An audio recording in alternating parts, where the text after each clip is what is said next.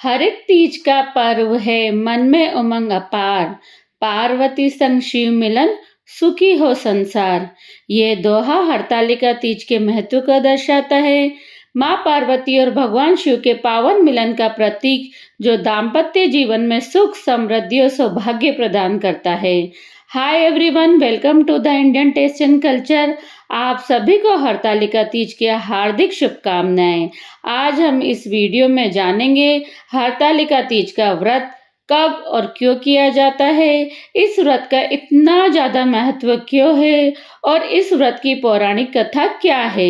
यह व्रत है प्रेम का, समर्पण और अटूट विश्वास का, झूले, गीत और भक्ति के संगम का। तो आइए सबसे पहले जानते हैं हरतालिका तीज व्रत कब और क्यों किया जाता है। हरतालिका तीज का यह प्रसिद्ध व्रत भादो मास के शुक्ल पक्ष में तृतीया को किया जाता है। तृतीया तिथि को किए जाने के कारण स्त्रियों में यह व्रत अधिकतर तीजो नाम से जाना जाता है। मतलब कि इस व्रत को, हरतालिका तीज के व्रत को तीजों के नाम से भी कई जगह जाना जाता है। कुंवारी लड़कियों में यह व्रत इच्छित वर पाने की आशा से किया जाता है। वहीं वैवाहिक स्त्रियां सुहाग की रक्षा और पति सुख की कामना करके इस व्रत को करती है। इस व्रत को करने वाली स्त्रियां पार्वती के समान सुखपूर्वक जीवन यापन करके शिवलोक को प्राप्त हो जाती है। नारी करे संकल्प मन, शिव से जोड़े नाता। पार्वती ने तप किया, तभी पाया वरदाता। इस तरह का ये व्रत माना जाता है। अब बात करते हैं हरतालिका व्रत का विधान क्या है, मतलब इसकी विधि कैसे है, किस तरह से इस व्रत को करना चाहिए। व्रत करने वाला व्यक्ति सूर्योदय से पहले उठे, भगवान शंकर जी का स्मरण करें, फिर नित्य कर्म से निवृत्त होकर शिवालय में जाए, जहाँ पूजन करना हो और कथा पढ़नी हो अथवा सुननी हो। यदि हो सके तो शिव मंदिर में शिव पार्वती पूजन के लिए केले के बंदरवार और मतलब जितने भी बहुत सारी पुष्प मालाएं होती हैं या अलग अलग तरह के पेड़ों के पत्ते होते हैं, उन सबको एकत्रित करें। अनेक पुष्प मालाओं से सुसज्जित एक सुंदर मंडप तैयार किया जाता है। इस दिन बंदरवार से बहुत तरह के पुष्प मालाओं के साथ भगवान शंकर और पार्वती जी के लिए मंडप बनाया जाता है। सुहाग चाहने वाली स्त्रियों को शंकर पार्वती की जो मूर्ति होती है वो या तो बालू से बनाए या फिर आप मिट्टी से भी इसकी प्रतिमा बनाकर मंडप में स्थापित करें। फिर उस बालू या मिट्टी की जो प्रतिमा होती है उसकी पूजा करनी चाहिए। मतलब इस दिन पार्थिव शिवलिंग का बहुत ज्यादा महत्व माना जाता है। पूजा में शिव पार्वती से संबंधित कोई भी स्रोत अथवा शिव चालीसा का पाठ कर सकते हैं। आप जब भी पूजा करें तो भगवान शंकर के जो भी शिव चालीसा हो या उनके नाम की जो भी माला हो वो आप कर सकते हैं। अब इसी चीज को हम दोहे के रूप में बताते हैं। प्रभात बेला उठ सजो, कर लो पावन स्नान। सज धज कर नारी, शिव पार्वती का ध्यान। निर्जल व्रत का लो संकल्प, श्रद्धा से निभाओ। भक्ति भाव से डूबकर मंगल दीप जलाओ। मिट्टी से शिव गौरी बना, पूजन अर्चन करो। फल फूल और अक्षत से हृदय समर्पण करो। कथा श्रवण की रात में संग सखिया गाए, शिव शक्ति के इस मिलन से जीवन मंगल पाए। हरियाली झूले झूल कर मन में भरे उल्लास। हरतालिका तीज का व्रत है अखंड सुहाग का प्रकाश। पार्वती जैसी निष्ठा से जो नारी व्रत धरे, शिव का वरदान पाकर वह जीवन सफल करे। इस तरह का है हरताली तीज का व्रत। अब इसके बाद हम बात करते हैं हरतालिका तीज की कथा की। या तो आप कथा पढ़ भी सकते हैं और या आप कथा सुन भी सकते हैं। तो चलिए स्टार्ट करते हैं हरतालिका तीज यानी तीजों की कथा। जिनके दिव्य केशों पर मंदार आग के पुष्पों की माला शोभा देती है, जिन भगवान चंद्र के कंठ में मुंडों की माला पड़ी हुई है, जो माता पार्वती दिव्य वस्त्रों से तथा भगवान शंकर दिगंबर वेश धारण किए हैं, उन दोनों भवानी शंकर को मैं नमस्कार करती हूँ या करता हूँ। कैलाश पर्वत के सुंदर शिखर पर माता पार्वती जी ने श्री महादेव जी से पूछा, हे महेश्वर, हे पति परमात्मा, मुझसे आप गुप्त से गुप्त वार्ता कहिए, जो सबके लिए सब धर्मों से भी सरल तथा महान फल देने वाली है। हे नाथ, यदि आप भली भांति प्रसन्न हैं तो आप उसे मेरे सन्मुख प्रकट कीजिए। हे जगन्नाथ जगत पिता, आप आदि है, मध्य है, अंत है, रहित हैं। आपकी माया का कोई पार नहीं है। आपको मैंने किसी भांति प्राप्त किया और कौन से व्रत तप या दान के पुण्य से आप मुझको वर रूप में मिले, आप ये सब कुछ मुझे विस्तार से सुनाइए। तब महादेव जी बोले, श्री महादेव जी बोले, हे देवी, यह सुन, मैं तेरे सन्मुख उस व्रत को कहता हूँ जो परम गुप्त है, मेरा सर्वस्व है। जैसे तारागणों में चंद्रमा और ग्रहों में सूर्य, वर्णों में ब्राह्मण, देवताओं में गंगा, पुराणों में महाभारत, वेदों में साम, इंद्रियों में मन श्रेष्ठ है, वैसे ही पुराण और वेद सब में इसका वर्णन आया है, जिसके प्रभाव से तुमको मेरा आधा आसन प्राप्त हुआ है।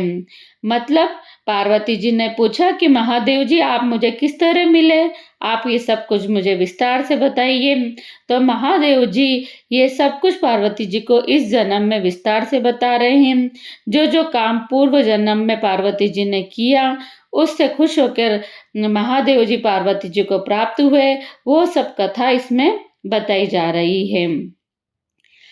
शंकर जी बोले, हे प्रिय, उसी का मैं तुमसे वर्णन करता हूँ, सुनो। भाद्रपद यानी भादो मास के शुक्ल पक्ष की हस्त नक्षत्र संयुक्त तृतीया यानी तीज के दिन इस व्रत का अनुष्ठान मात्र करने से सब पापों का नाश हो जाता है। सुनो, तुमने पहले हिमालय पर्वत पर इस महान व्रत को किया था। जो तीजों का व्रत माना जाता है, हरतालिका तीज का व्रत, वो तुमने हिमालय पर्वत पर इसी महान व्रत को किया था, जो तुम्हें सुनाता हूँ। पार्वती जी बोली, हे प्रभु, इस व्रत को मैंने किस लिए किया था, ये मुझे सुनने की इच्छा है, सो कृपा करके कहिए। शंकर जी बोले, आर्यवर्त में हिमाचल नामक एक महान पर्वत है, जहाँ अनेक प्रकार की भूमि अनेक प्रकार के वृक्षों से सुशोभित है, जो सदैव बर्फ से ढके हुए तथा गंगा के कलकल ध्वनि से श्रद्धायमान है।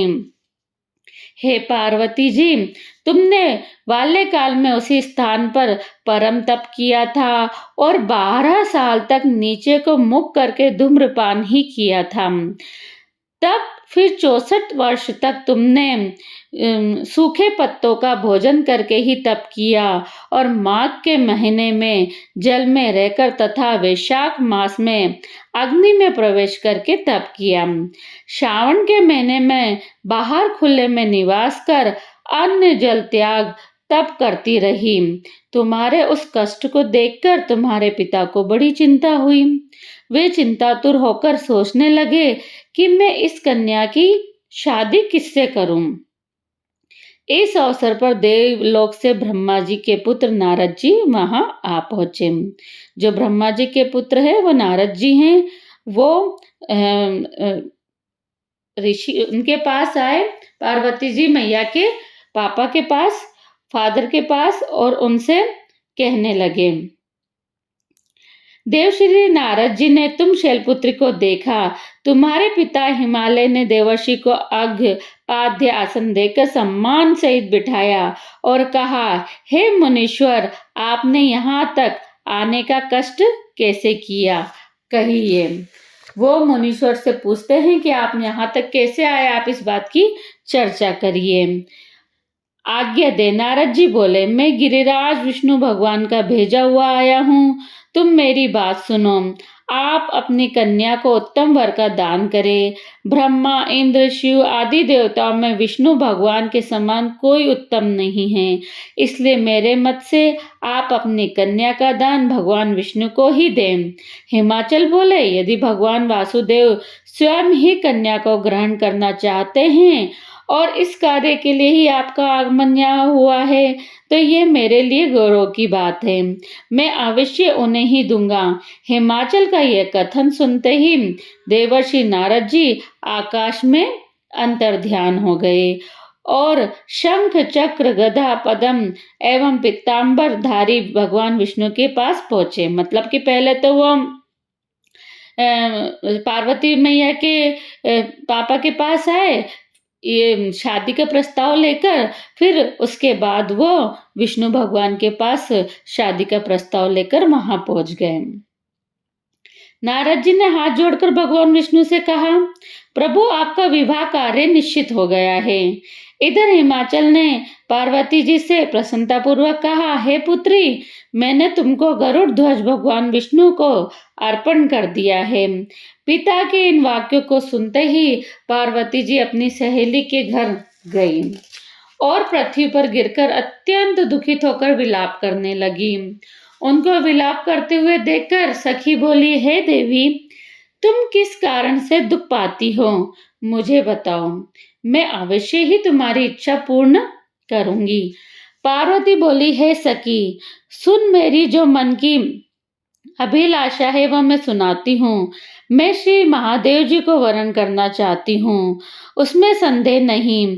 मेरे इस कार्य को पिताजी ने बिगाड़ना चाहा है, इसलिए मैं निसंदेह इस शरीर का त्याग करूंगी। पार्वती के इन वचनों को सुनकर सखी ने कहा, हे देवी, जिस वन को तुम्हारे पिताजी ने न देखा हो तुम वहां चली जाओ।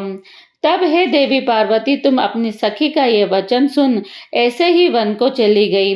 पिता हिमाचल तुमको घर पर ढूंढने लगे। सोचा कि मेरी पुत्री को कोई देव, दानव अथवा किन्नर हरण करके ले गया है।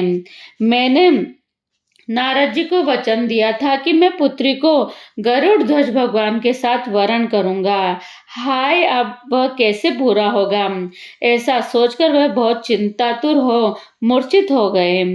तब सच लोग हाहाकार करते हुए दौड़े और मूर्छा दूर होने पर गिरिराज से बोले कि हमें आप अपनी मूर्छा का कारण बताओ। हिमाचल बोले, मेरे दुख का कारण यह है कि मेरी रत्न रूपी कन्या को कोई हरण करके और कहीं पर ले गया है। सर्प डस गया अथवा किसी सिंह का व्याग से मार डाला। ये जाने वह कहाँ चली गई या उसे किसी राक्षस ने मार डाला। इस प्रकार कहकर गिरिराज दुखित होकर ऐसे कांपने लगे जैसे तीव्र वायु चलने पर कोई वृक्ष कांपता है। तत्पश्चात पार्वती तुम्हें गिरिराज साथियों सहित घने जंगल में ढूंढने निकले। ये सारी कहानी पार्वती मैया को शंकर भगवान सुना रहे हैं। तो शंकर भगवान बोल रहे हैं कि उसके बाद जंगल में तुम्हारे गिरिराज दुखित होकर ढूंढने निकले तुम्हारे पापा। सिंह, व्याघ्र, रीछ आदि हिंसक जंतुओं के कारण वन महा भयानक प्रतीत होता था। तुम भी सखी के साथ भयानक जंगल में घूमती हुई जंगल में एक नदी के तट पर एक गुफा में पहुंच गई। उस गुफा में तुम अपनी सखी के साथ प्रवेश कर गई, जहां तुम अन्न जल का त्याग करके बालू का लिंग बनाकर मेरी आराधना करने लगी। बालू रेत का या मिट्टी का, बालू रेत होती है बिल्कुल पतली, मतलब जिसमें दानेदार जो रेत होती है मिट्टी, उसे बालू रेत कहते हैं। तो इस दिन बालू रेत की ही भगवान की और पार्वती मैया की मूर्ति बनती है और उसकी पूजा की जाती है, क्योंकि बालू से ही बनाकर पार्वती मैया ने शंकर जी को पूजा था। उस समय पर भाद्रपद मास के हस्त नक्षत्र युक्त तृतीया के दिन तुमने मेरा विधि विधान से पूजन किया तथा रात्रि को गीत गायन करते हुए जागरण किया। तुम्हारे उस महाव्रत के प्रभाव से मेरा आसन डोलने लगा। इस दिन की विशेष बात है कि रात भर गीत गायन करके भगवान का ये व्रत पूरा किया जाता है। मैं उसी स्थान पर आ गया जहाँ तुम और तुम्हारी सखी दोनों थी। मैंने आकर तुमसे कहा, हे वरानने, मैं तुमसे प्रसन्न हूँ, तुम मुझसे वरदान मांग। तब तुमने कहा, हे देव, यदि आप मुझसे प्रसन्न हैं तो आप महादेव जी मेरे पति हो। मैं तथास्तु ऐसा कहकर कैलाश पर्वत को चला गया और तुमने प्रभात होते ही मेरी उस बालू की प्रतिमा को नदी में विसर्जित कर दिया।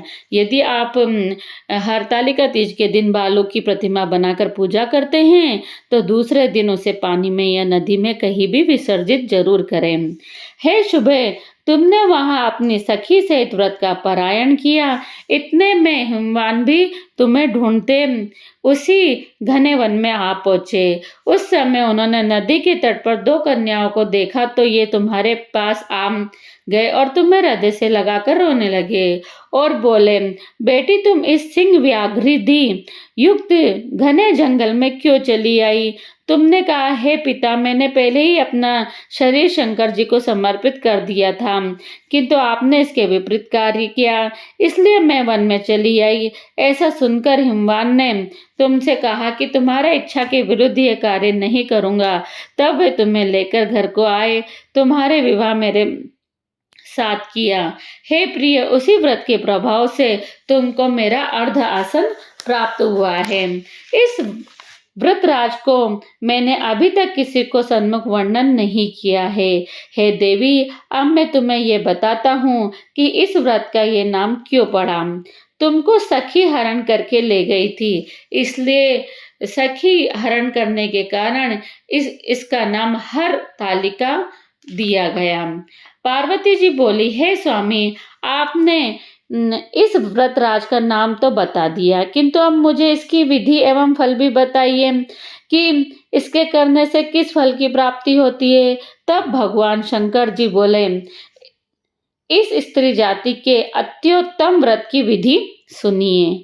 आप इस हरतालिका तीज की विधि भगवान शंकर पार्वती जी को बताते हैं कि ये किस तरह से करना चाहिए और क्यों किया जाता है। सौभाग्य की इच्छा रखने वाली स्त्रियां इस व्रत को विधि पूर्वक करें।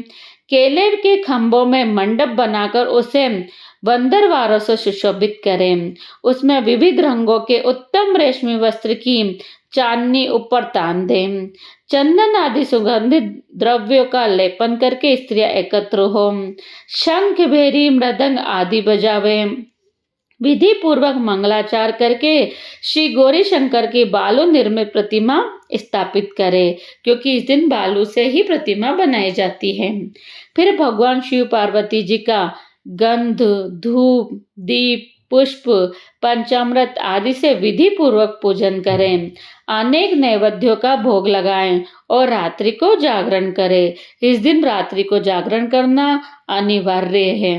नारियल, सुपारी, जवारी, नींबू, लौंग, अनार, नारंगी आदि ऋतु फलों तथा फूलों को एकत्रित करके धूप, दीप आदि से पूजन करके कहें, हे कल्याण स्वरूप शिव, हे मंगल रूप शिव, हे मंगल रूप महेश्वरी, हे शिवे, सब कामनाओं को देने वाली देवी, कल्याण रूपे तुम्हें नमस्कार है।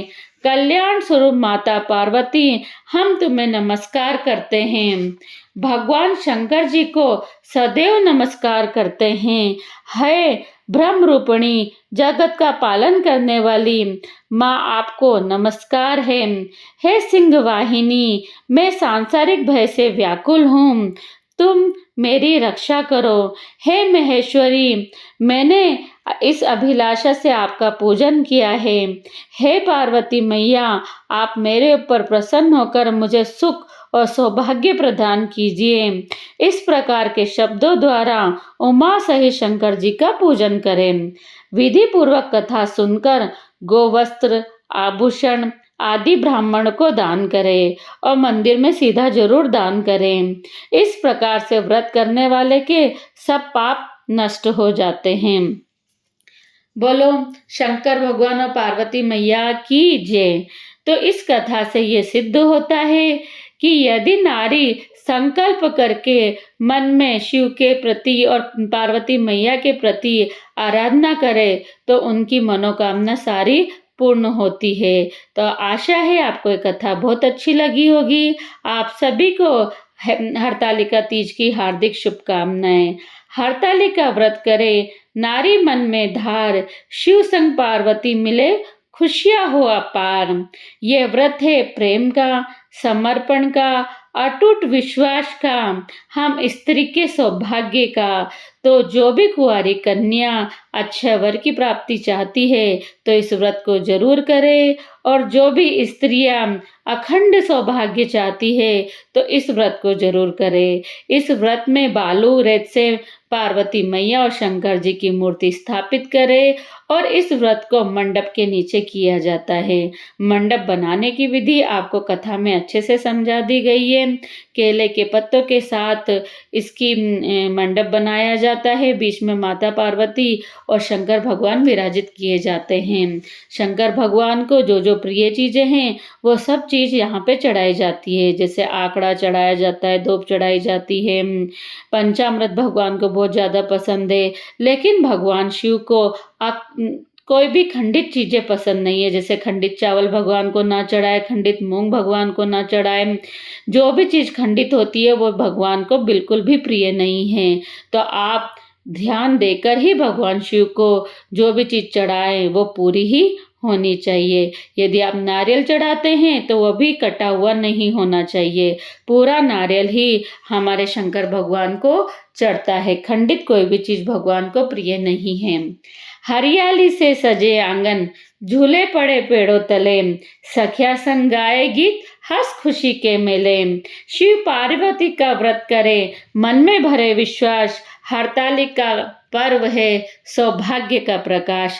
तो हमारा हरतालिका तीज का व्रत भारतीय कल्चर में नारी शक्ति को प्रबल बनाने के लिए किया जाता है, उनका सौभाग्य अखंड रखने के लिए किया जाता है।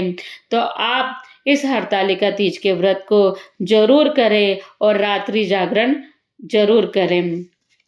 हैप्पी हरतालिका तीज। यदि आप सभी को मेरे वीडियो पसंद आते हैं तो इसको लाइक ज़रूर करिए।